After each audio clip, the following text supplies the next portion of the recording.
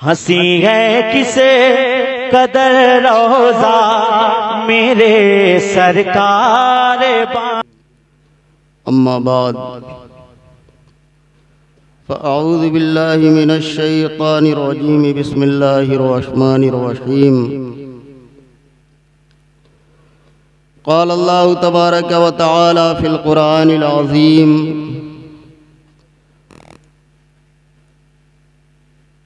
वब्तगू इलैहिल वसीला सदक़ल्लाहु मौलाना अज़ीम व सदक़ रसूलुहुन नबियुल अमीनुल मतीनुल करीम व नहनु अला ज़ालिका लमिनश शाहिदीन वश्शाकिरीन वल्हम्दुलिल्लाहि रब्बिल आलमीन। आइए हज़रात, कुछ अर्ज़ो मारूज़ करने से माक़ब्ल हम और आप मिल कर के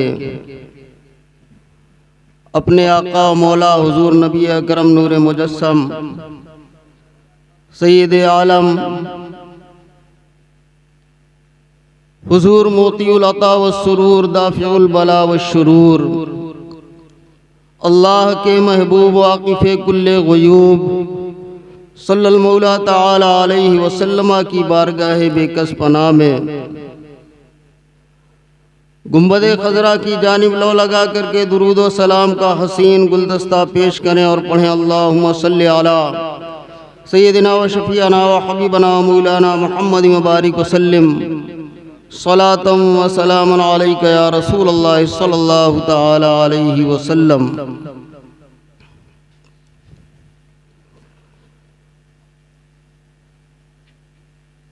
मैंने जिस आयत करीमा की तिलावत करने का शरफ हासिल किया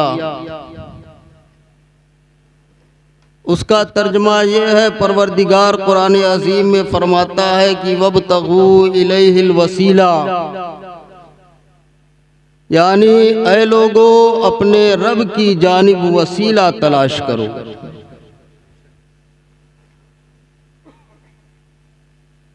हज़रात, अजीम की निस्बत अजीम बना दिया करती है।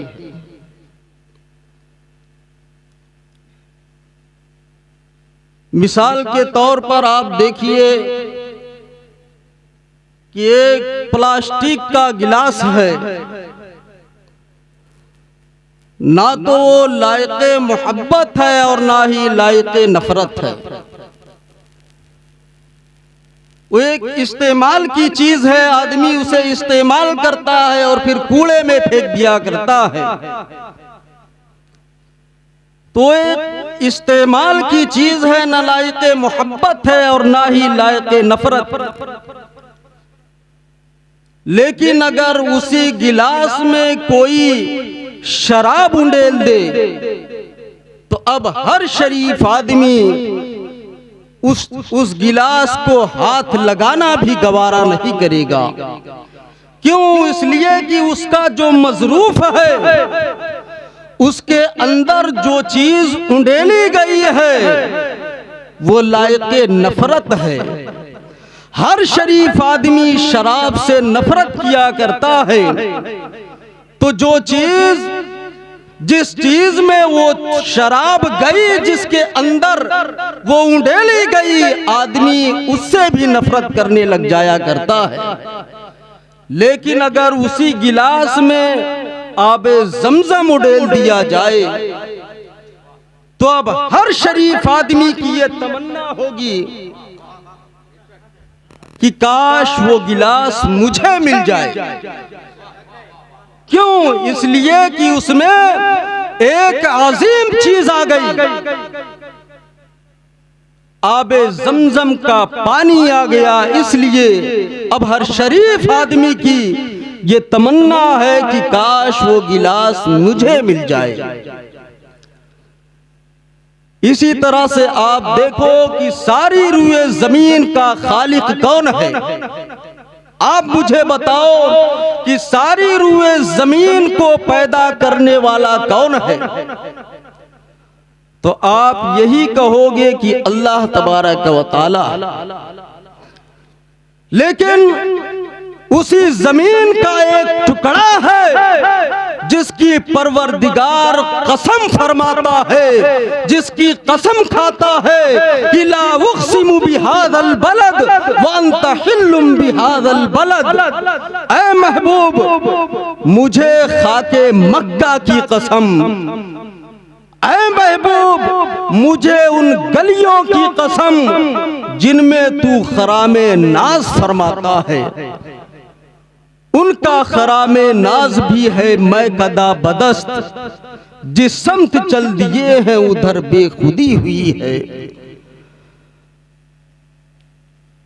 ऐ महबूब मुझे मुझे उस खाक के जर्रों की कसम जिस पर तू अपना नालैन रख के गुजर जाया करता है। तो हजरात, सारी रूए जमीन खुदा ने पैदा की, मगर जिस जमीन पर महबूब का कदमे नाज पड़ गया तो परवरदिगार उसकी कसम फरमा रहा है, उसकी कसम खा रहा है। इसी तरह से आप देखो कि मशहूर आसमानी किताबें कितनी हैं, आप मुझे बताओ कितनी है? इनमें से कितने को मालूम है कि मशहूर आसमानी किताबें कितनी है? नातिया मुशायरे से ठीक है सुनना चाहिए, लेकिन इस्लाह जो है वो असल तकरीर से हुआ करती है। तकरीर ये आवाम के लिए दरसगाह हुआ करती है। आप मदारिस में जाकर के तालीम हासिल नहीं करते, आपके लिए यही दरसगाह है। तो मेन आपके लिए तकरीर है, बहरहाल आप सुनाओ, उसे मुझे एतराज नहीं है, लेकिन मैं रियलिटी बता रहा हूं, आपको हकीकत बता रहा हूं कि मेन आपकी जो इस्लाह होगी वो इसी से होगी। तो बहरहाल आप मुझे बताओ कि मशहूर आसमानी किताबें कितनी हैं?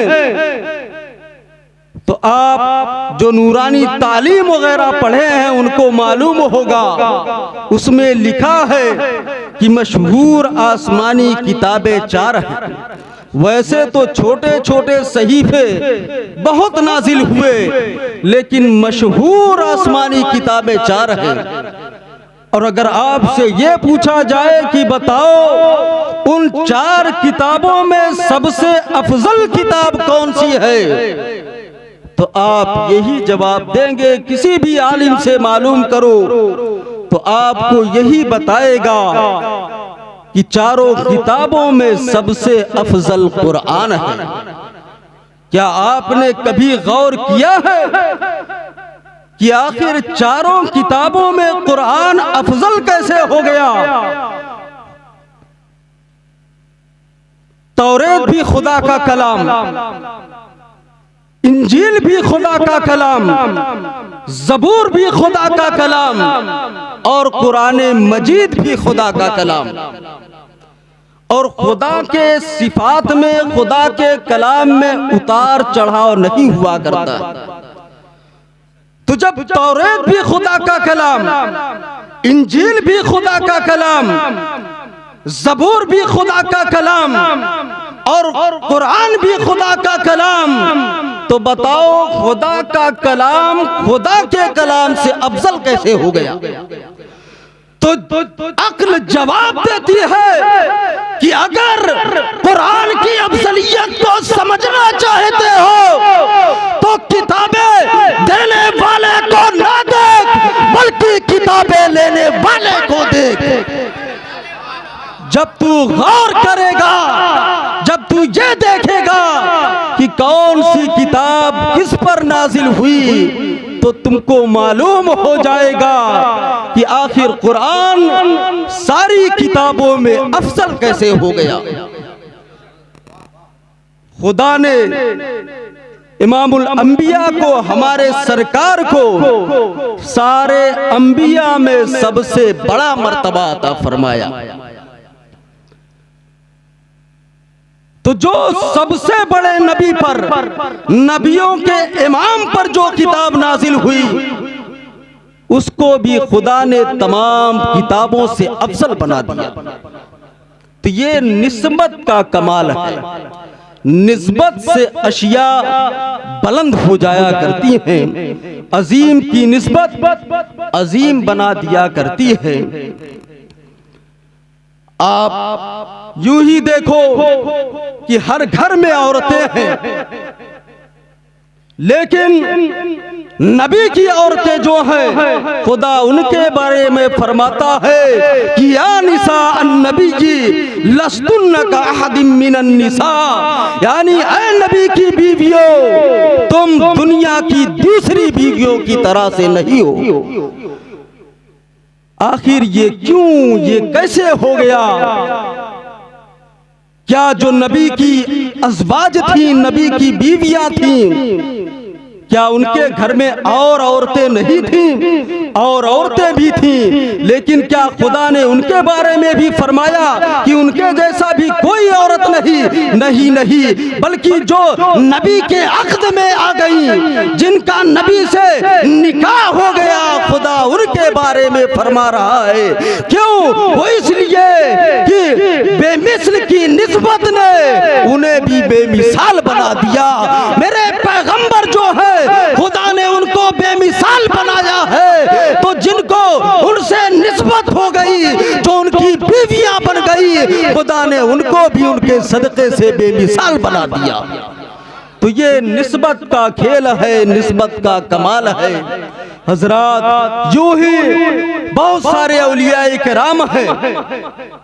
हुजूर सैयदना गौसे आज़म रज़ी अल्लाह तआला अन्हु वो फरमाते हैं कि वह कुल्लु वली लहू कदमुन व इन्नी अला कदमिन नबी की बदरिल कमाल।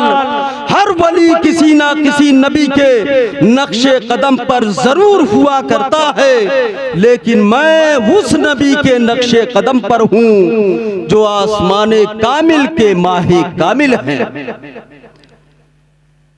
विलायत कई तरह की हुआ करती है, कई किस्में हैं विलायत की।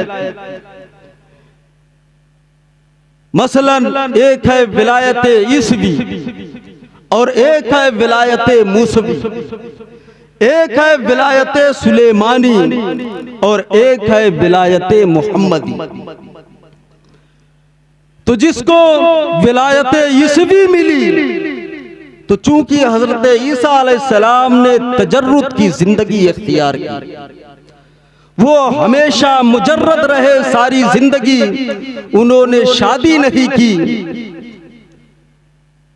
इसलिए जो वली उनके नक्शे कदम पर होता है वो भी शादी नहीं करता है। आपने सुना होगा कि बहुत सारे औलियाए कराम ने शादी नहीं की थी, तो उसकी वजह यही है कि उनको विलायत ईसवी नसीब हुई थी। ऐसे ही जिस वली को विलायत मूसवी मिली, तो चूंकि हजरत मूसा अलैहिस्सलाम जलीलुल कद्र पैगंबर थे, जलाली पैगंबर थे, उनकी तबीयत में जलाल था, इसलिए जो वली उनके नक्शे कदम पर चला, जिस वली को विलायत मूसवी मिली, वो भी जलाली हुआ करता है। ऐसे ही जिस वली को विलायत सुलेमानी मिली, तो चूंकि हजरत सुलेमान अलैहिस्सलाम ने शाहाना जिंदगी गुजारी थी, उनकी हुकूमत हवा पर भी थी, चींटियों पर भी थी, उनकी शाहाना जिंदगी थी, इसलिए जो वली उनके नक्शे कदम पर होता है उसके भी ठाट बाट हुआ करते हैं। आप अपने हिंदुस्तान में ही देखो, हजरत औरंगजेब आलमगीर अलैहि रहमा वो बादशाह थे, लेकिन वो वली थे। तो ये जरूरी नहीं है कि जो वली हो वो गुर्बत की जिंदगी इख्तियार करे, ये जरूरी नहीं है कि जो अल्लाह वाला हो वो बिल्कुल सादगी की जिंदगी इख्तियार करे। हजरात, एक मजजूब हुआ करता है और एक सालिक हुआ करता है। मजजूब को कमजोर माना गया है और सालिक को ताकतवर माना गया है, क्योंकि मजजूब जो है वो हकीकत जानने के बाद वो बर्दाश्त नहीं कर पाता, उसकी जबान से हकीकत बयान हो जाया करती है, जिसको कहते हैं पैमाना, जिसको कहते हैं कि पैमाना छलक जाया करता है, इसलिए उसे कमजोर माना गया है। और एक सालिक होता है, वो रहता है दुनिया वालों के साथ में, देखने में बिल्कुल दुनियादार मालूम हुआ करता है, मगर उसका मामला ये होता है कि इधर मखलूक में शामिल, उधर अल्लाह से वासिल। इधर तो मखलूक में रहता है मगर वो लहे महफूज का मुआयना किया करता है। तो हुजूर गौसे आजम रज़ी अल्लाह ताला अन्हु है, उनको विलायत मोहम्मदी नसीब हुई थी। हजरात गिरामी, यही वजह है कि मौला तबारक व तआला ने मेरे सरकार को सरापा मोजिज़ा बनाया था। तो जो वली उनके नक्शे कदम पर चला, परवरदिगार ने उसे सरापा करामत बना दिया था। अब मैं उनकी एक करामत बयान किए देता हूं। ये 11वीं शरीफ का महीना गुजरा, सरकार का भी फैज मिल जाए और सय्यदुल औलिया का भी फैज मिल जाए, इसलिए उनका भी तस्करा कर देता हूँ। हजरात, हुजूर सैयदना गौसे आजम रज़ी अल्लाह ताला अन्हु के बचपन का जमाना है। आप के बचपन में जो आपके घर में खादिमा थी, घर में खिदमत करती थी,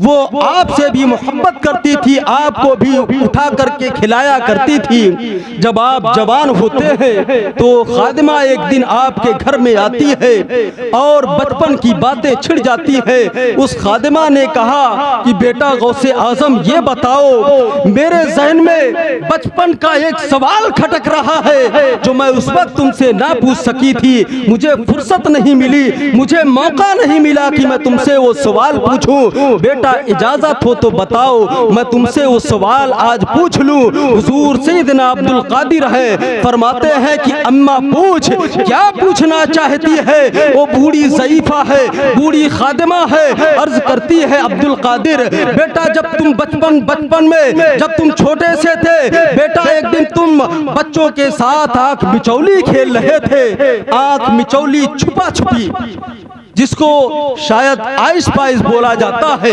आंख मिचौली का खेल, छुपा छुपी का खेल। कहती है बेटा अब्दुल कादिर, तुम छोटे बच्चों के साथ, अपने साथियों के साथ आइस पाइस का आंख मिचौली का खेल खेल रहे थे, सारे बच्चे छुपे।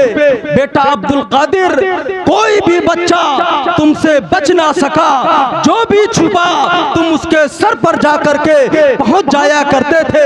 हर बच्चे को तुमने ढूंढ लिया था, लेकिन बेटा अब्दुल कादिर, जब तुम्हारी बारी आई थी तो तुमने अपने साथियों से कहा था कि ऐ मेरे साथियों, अब मैं छुपता हूँ, तुम मुझे ढूंढो, तुम मुझे तलाश करो। ऐ बेटा अब्दुल कादिर, तुम कहीं छुपने के लिए नहीं गए थे, बल्कि हमने देखा था कि तुमने सिर्फ अपने नाना पर दुरूद पढ़ा था, मोहम्मद अरबी पर दुरूद पढ़ा था, उनका नाम लिया था। बेटा अब्दुल कादिर, तुम गायब हो गए थे। और ऐ बेटा अब्दुल कादिर, हम ढूंढते ढूंढते थक गए थे मगर तुमको तलाश ना कर पाए थे। बेटा अब्दुल कादिर, मुझे बताओ कि तुम कहां चले गए थे? हुजूर सैयदना अब्दुल कादिर है, मुस्कुराते हैं, फरमाते हैं, ऐ अम्मा, अल्लाह की इज्जत की कसम, मैं चांद में छुप गया था। हजरत गिरामी, जरा गौर करो, सैयदना अब्दुल कादिर जीलानी है, फरमाते हैं मैं चांद में छुप गया था। ऐ नौजवानों, ऐ अमेरिका और यूरोप की तरफ देखने वालों नौजवानों, जरा गौर करो। आज तुम ये देखते हो कि अमेरिका ने सबसे पहले चांद पर कदम रखा है, सैटेलाइट के जरिए से सबसे पहले अमेरिका चांद पर पहुंचा है। ऐ नादान, तूने अपनी तारीख का मुताला नहीं किया है। अरे जरा पीछे मुड़ करके देख तो तुझे मालूम पड़ेगा कि तेरी कौम की माँ ने ऐसे ऐसे बच्चे जने हैं जो चांद पर आंख मिचौली खेल कर आए हैं।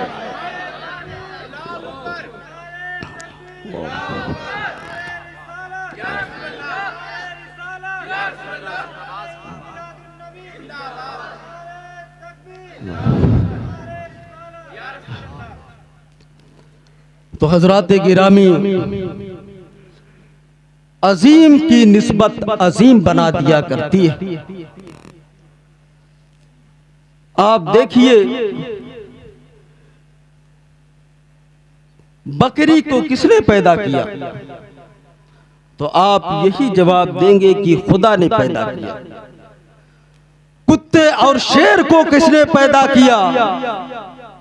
तो यही जवाब होगा कि उनका भी खालिक खुदा, उनको भी पैदा करने वाला खुदा है। तो फिर बकरी हलाल क्यों हो गई?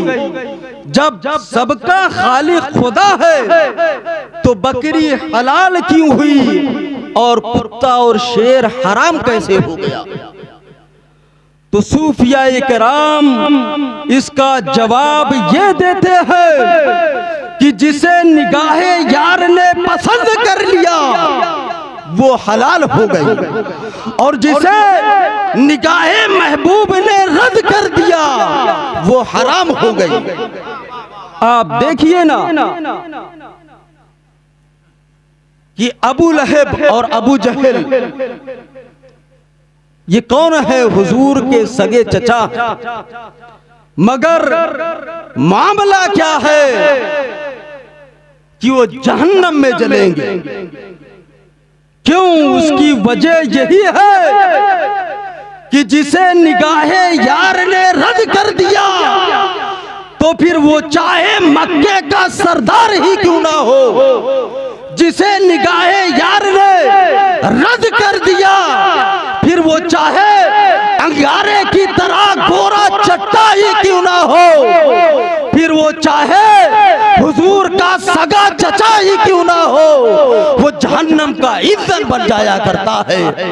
और जिसे निगाहे यार ने पसंद कर लिया फिर वो चाहे हबशा का काला बिलाल ही क्यों ना हो, फिर वो चाहे छोटे कद की राबिया बसरिया ही क्यों ना हो, वो जन्नत की हकदार बन जाया करती है। तो मामला असल यही है कि जिसको सरकार से निस्बत हो गई वो बुलंदो बाला हो जाया करता है। अब यहाँ पे एक सवाल उठता है और कुछ लोग करते भी हैं कि अगर निस्बत ही सब कुछ होती तो अबू लहब और अबू जहल को भी जन्नती होना चाहिए, क्योंकि वो हुजूर के सगे चचा है। तो हजरात मसला ये है वही कि जिसे निगाहे यार ने रद्द कर दिया तो वो सगा चचा हो लेकिन उसका रिश्ता सरकार से कट जाया करता है। अब वो उनके खानदान से रहा ही नहीं। हजरत नूह अलैहिस्सलाम का लड़का वो बुरों के साथ गया था, पैगंबर का लड़का, लेकिन बुरों की सोबत उसने इख्तियार कर ली, कश्ती पर सवार नहीं हुआ। नूह अलैहिस्सलाम ने अर्ज भी किया कि मौला मेरा बेटा भी मेरे खानदान से है। परवरदिगार ने फरमाया कि इन्नहु लैसा मिन अहलिक इन्नहु अमलुन गैरु सालिह। ऐ नूह तुम्हारा बेटा वो अब तुम्हारे खानदान से नहीं रहा। क्यों? क्योंकि उसके आमाल अच्छे नहीं है, उसने बुरों की सोबत इख्तियार कर ली। हजरत शेख सादी फरमाते हैं कि पिसरे नूह बाबदा बनशिस्त, पिसरे नूह बाबदा बनशिस्त खानदाने नबूवत खारिज शुद व सगे असहाबे कहफ रोजे चंद पाए नेका गिरफ्त मर्दुम शुद। फरमाते हैं कि हजरत नूह अलैहिस्सलाम का लड़का उसने बुरों की सोबत इख्तियार की तो उसे नबूवत के खानदान से खारिज कर दिया गया, उसे नबूवत के खानदान से निकाल दिया गया। और असहाबे कहफ जो हजरत ईसा अलैहिस्सलाम की उम्मत के वली थे, उनका पीछा एक कुत्ते ने किया, उनकी सोबत उसने इख्तियार की तो परवरदिगार ने उसे जन्नती बना दिया। वो कुत्ता इंसान बनकर के जन्नत में जाएगा। तो हजरात, हमारे लिए असल यही है कि हम अल्लाह वालों से रिश्ता जोड़े, अल्लाह वालों से रिश्ता कायम करें, यही हमारे लिए असल है। मौला तबारक व तआला हम सबको अपने नेक बंदों के नक्शे कदम पर चलने की तौफीक रफीक अता फरमाए। अस्तगफिरुल्लाह रब्बी मिन कुल्ली ज़ंबि व अतूबु इलैहि व आखिरु दावाना अनिल हम्दुलिल्लाहि रब्बिल आलमीन। अस्सलामु अलैकुम व रहमतुल्लाहि व बरकातुहू।